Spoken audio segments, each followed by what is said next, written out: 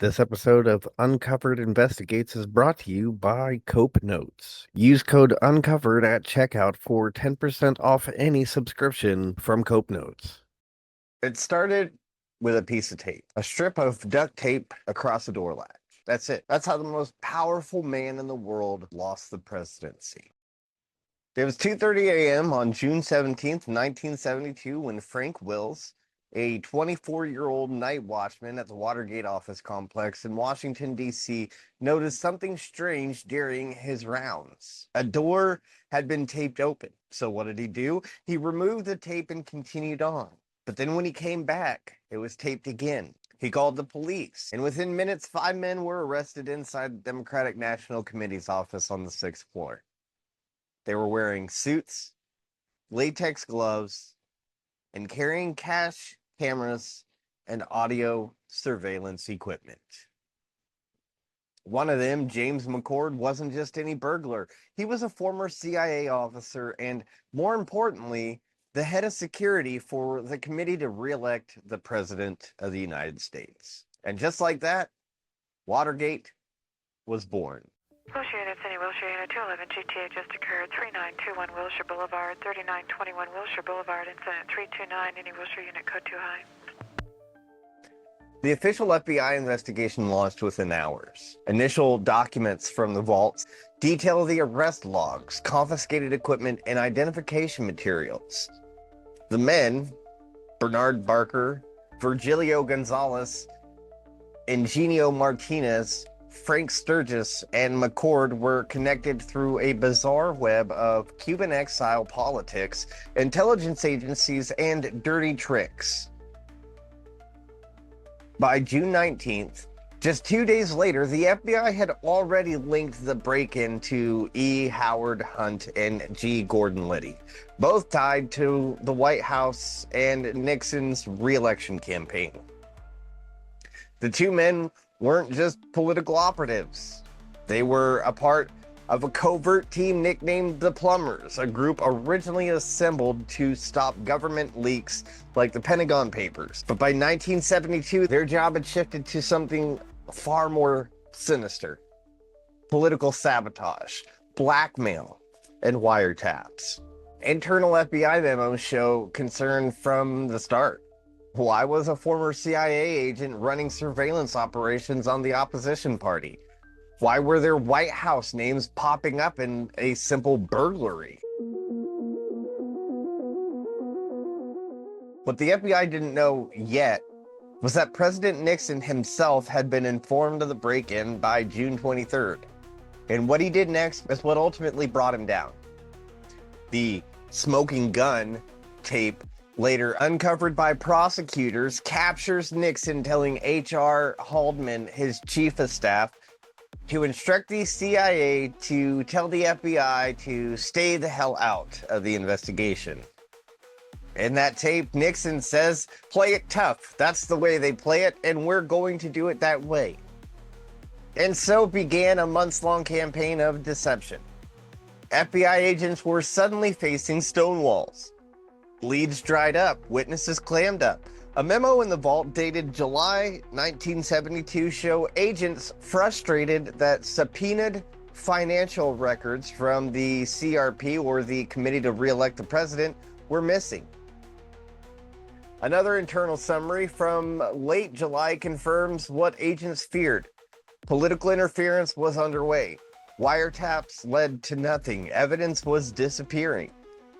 But in the fall of '72, cracks began to show.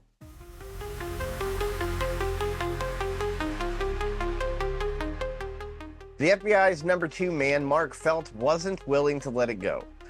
Publicly, he followed protocol, but in secret, he became the infamous source known as Deep Throat. By late 1972, reporters Bob Woodward and Carl Bernstein were meeting Felt in the shadowy parking garages, confirming details that the FBI couldn't act on. Felt leaked the fact that 2 of the burglars had received direct payments from the secret slush fund controlled by the Nixon team. FBI Vault Part 37 includes a classified report stating investigative channels were exhausted due to the external obstruction. Public record assistance provided no advancement. Private confirmation obtained via anonymous source or source redacted. That redacted source felt without him, the truth might have never come out.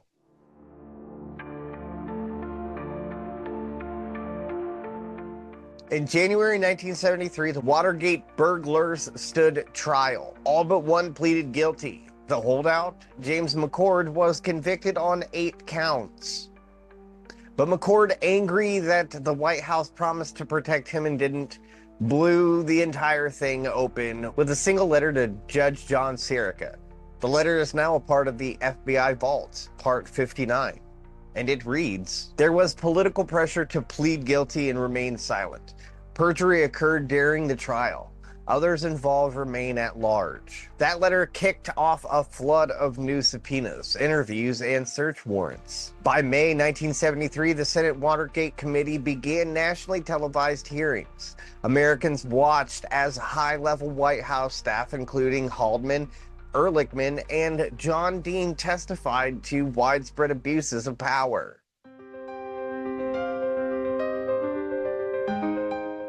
Then came the tapes. Thanks to the testimony of Alexander Butterfield, the world learned that Nixon had been secretly recording conversations in the Oval Office since 1971. The FBI was stunned and demanded access. What followed was a year-long battle over those tapes. The FBI vault includes a July 1973 internal document recommending a federal subpoena. That subpoena triggered a fight all the way to the Supreme Court.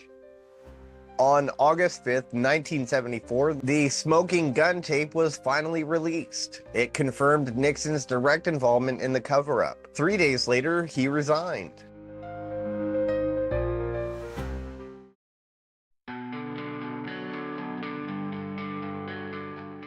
The Watergate scandal wasn't just a break-in. It was a constitutional crisis. A test of whether the rule of law could survive a political power play. The FBI's full 101-part vault record shows every layer of this event, from the clumsy burglars to the paranoid president. We now know that over 69 people were indicted, 48 were found guilty, and that the presidency itself was not above the law. And it all started with tape on a door. Want to see everything involved in the Watergate scandal yourself? Visit vault.fbi.gov/Watergate for full access. Watergate redefined American politics. It reminded us that the systems of accountability matter and that even the most powerful can fall. Next time on Stories from the Vault, we travel to 1993 to a small compound out of Waco, Texas. 76 people would die, and the FBI would find itself at the center of one of the most controversial operations in modern U.S. history. But for now, lock the file, and remember, the truth is rarely redacted forever.